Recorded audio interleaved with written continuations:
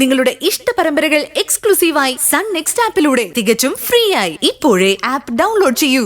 ഒരു തവണ കൂടി നീ എന്നെ ഇങ്ങോട്ട് വരുത്തിയാൽ നിന്റെ ഈ വീടും മകന്റെ അസ്ഥിത്തറ ഉൾപ്പെടെ ഇടിച്ച് പൊളിച്ചടുക്കി എന്റെ ടോർസി കയറ്റി ഞാനങ്ങോട്ട് കൊണ്ടുപോകും അങ്ങ് മീനച്ചിലേക്ക്.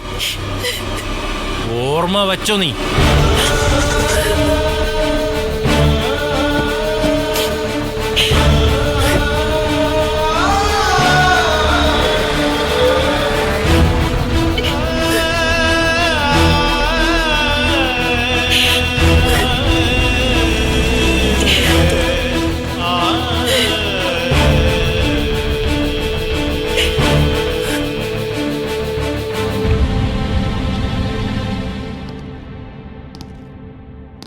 ശരത്തിന്റെ ടീമിൽ ഒരു വിള്ളലുണ്ടാക്കാനുള്ള പണി ഞാൻ ഇറക്കിയിട്ടുണ്ട്.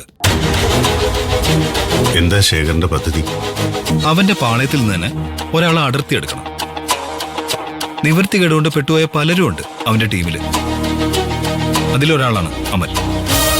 അമൽ മിടുക്കം പയ്യനായിരുന്നു. പഠനത്തിലും എക്സ്ട്രാ കരിക്കുലർ ആക്ടിവിറ്റീസിലും ഒക്കെ ബഹുമിടുക്കൻ. രോഗിയായ ഒരു അമ്മയും 2 സഹോദരിമാരും അവനുള്ളത്. അച്ഛനില്ല. വീട്ടിലാണെങ്കിൽ നിത്യദാരിദ്ര്യം.